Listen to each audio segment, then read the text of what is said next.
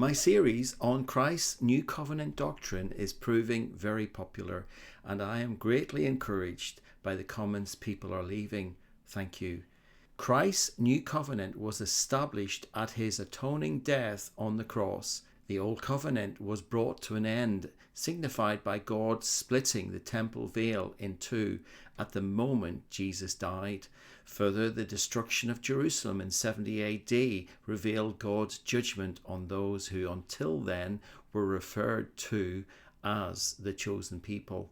It was the Apostle Peter, a witness to Jesus' resurrection, who declared that those who believe in God's Son, Jesus Christ, were a chosen race. Further, Paul affirmed there was now one salvation for all mankind, declaring there is neither Gentile or Jew. Pretty clear, wouldn't you say? But in the 20th century, a new doctrine arose in the Protestant churches and gained traction through political subterfuge, deviousness, and external money. This doctrine is referred to as dispensationalism. Many Protestant churches adopted it simply because it was more opposite, for a time, to what the Roman Catholics believed. Other churches adopted it secretly, failing to tell their congregations that instead of Christ being the centre of their faith, the re-establishment of Israel was now the primary focus.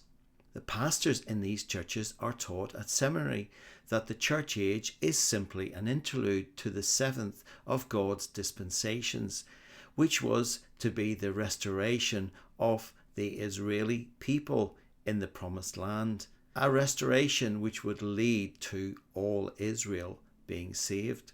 Sadly, even if any of this was correct, it does not explain why God requires the inferior church-age people to help him in the form of missiles and bombs for Israel. The dispensationalists bizarrely want it all. They want the blessing of being the peacemakers, the merciful, the meek and pure of heart, whilst at the same time helping Israel wage war, death and destruction against the very people in need of peace and mercy. Of course, by now the evangelical dispensationalists thought they would be long gone in their rapture to heaven and wouldn't have to face these dilemmas. A pastor once told me he expected the rapture by 1988. How disappointed is he? Dispensationalism, believed by the majority of evangelicals, is the biggest lie ever. No secret rapture is coming. That's why their pastors are like rabbits in the headlights. They know the game is up.